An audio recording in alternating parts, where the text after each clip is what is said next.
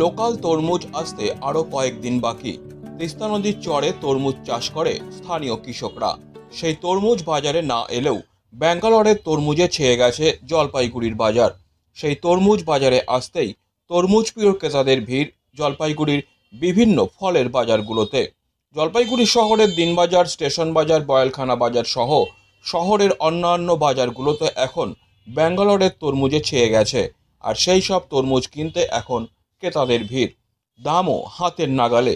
তাই সেই সব তরমুজ খেয়েই স্বাদ মেটাচ্ছেন তারা। ক্রেতারা বলছেন এই সমস্ত তরমুজগুলো খেতেও ভালো।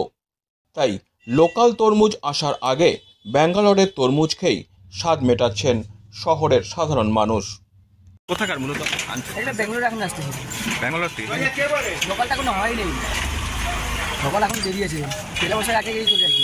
আর মানুষ খেয়ে কেমন স্বাদ বলছে? স্বাদটা ভালো বৃষ্টি আছে, ব্যাঙ্গালোর তো বুঝে হেভি বৃষ্টি হয়।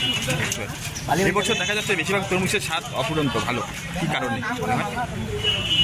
এখন লোকাল হলে পরে তো লোকাল একটু পাঞ্চাবে জলের টাপতেও তিস্তাতে হয়, এটা জলের টাপতে থাকবেই জলের ভাবে। আর এটা এমনি ব্যাঙ্গালোরে কি হয়, এটা বালির মধ্যে হয় না। মানে লোকাল আসতে কি যে বাইরে তরমুজ খেয়ে মানুষ স্বাদ মেটাচ্ছে? হ্যাঁ, স্বাদ মেটছে। এখন যে তোমার মুসলিমদের রোজা মাছ চলছে, এখন তরমুজ বেশি খাচ্ছে।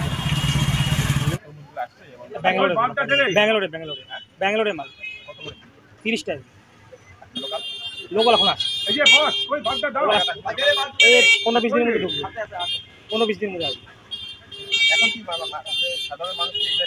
হ্যাঁ, বিক্রি মোটামুটি থাকছে। লোক 30 টাকা 40 ছিল, এখন 30 আসছে লোক। হ্যাঁ, দাম কমবে। লোকাল আসলে আর কমবে, 20 টাকা, 15 টাকা, 25 টাকা এরকম। সুস্বাদু, খুব মিষ্টি, দাম উইদিন রিচ, মধ্যবিত্তর বাজেটের মধ্যেই আছে। একদম 30 টাকা, 35 টাকা, 40 টাকা এর মধ্যেই যাচ্ছে, ইন বিটুইন 30 to 40।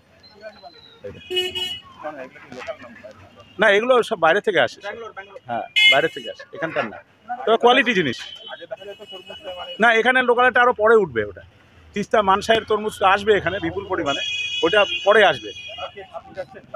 হ্যাঁ, বাইরের এবং কোয়ালিটি জিনিস, এটা খুবই ভালো। Disclaimer. This channel may not promote any violent, harmful or legal activities. All content provided by this channel is meant for an educational purpose only.